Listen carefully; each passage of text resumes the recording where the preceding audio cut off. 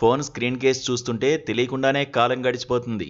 Smart టీవీలో ఓటీటీలు open చేస్తే ఏవేవో సినిమాలు, సిరీస్లు చూస్తుంటాం. ఎన్నెన్నో గంటలు మనకు తెలియకుండా గడిపేస్తుంటాం. కాలం గిరున తిరిగిపోతుంది. కొత్త సంవత్సరం వచ్చేస్తుంది. అరే, జీవితంలో ఏడాది అయిపోయింది, ఏం ఎక్స్పీరియన్స్ చేశాం అని వెనక్కి తిరిగి చూసుకుంటే ఏదీ స్పష్టంగా ఉండదు. అంతా వర్చువల్ మాత్రమే. ఫ్రెండ్స్తో మాట్లాడడం కావచ్చు, ఆఫీస్లో పనిచేయడం కావచ్చు, పర్సనల్ ఎంటర్టైన్మెంట్ కావచ్చు, అన్ని రకాలుగానూ ఇదే పరిస్థితి ఉంటోంది ఇప్పుడు.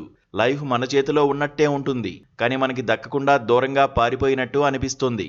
ఏంటో లైఫ్, కాలం అలా గడిచిపోతుందంతే అని నిరాశగా అనేస్తాం. దీనికి కారణం ఏంటో తెలుసా? సింపుల్గా డిజిటల్ టెక్నాలజీ. అవును, ఇదే చెబుతున్నారు లైఫ్ని స్టడీ చేసే ఎక్స్పర్ట్స్. నిజంగా లైఫ్ తాలూకు ఫీల్ని మీరు క్యాప్చర్ చేయాలంటే డిజిటల్ లైఫ్ని కాస్త పక్కకు పెట్టి ఎనలాగ్ లైఫ్లోకి వచ్చేయాలని సలహా ఇస్తున్నారు.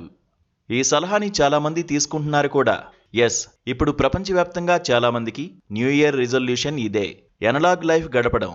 ఈ నిర్ణయం తీసుకుంటున్న వాళ్లలో చాలామంది యూత్ కావడమే ఇక్కడ విశేషం. సరే, ఇంతకీ ఎనలాగ్ లైఫ్ అంటే ఏంటి? టెక్నాలజీని మొత్తంగా దూరం పెట్టేయడమా? మోడర్న్ జీవితం నుంచి దూరంగా పారిపోవడమా? కానే కాదు. అసలు ఈ రోజుల్లో ఎవరు టెక్నాలజీని వాడకుండా ఉండలేరు. కానీ వీలైనంత వరకు గ్యాడ్జెట్స్లో ఇరుక్కుపోవడాన్ని మాత్రం తగ్గించుకోవాలి. ఇదే ఇక్కడ కీలకం. పనులన్నీ ఎప్పట్లాగే చేసుకోవచ్చు, కానీ డిజిటల్ స్క్రీన్స్కి దూరంగా ఉండాలి. కొంచెం పాతకాలం టెక్నాలజీకి దగ్గరవ్వాలి. ఇదే ఎనలాగ్ లైఫ్.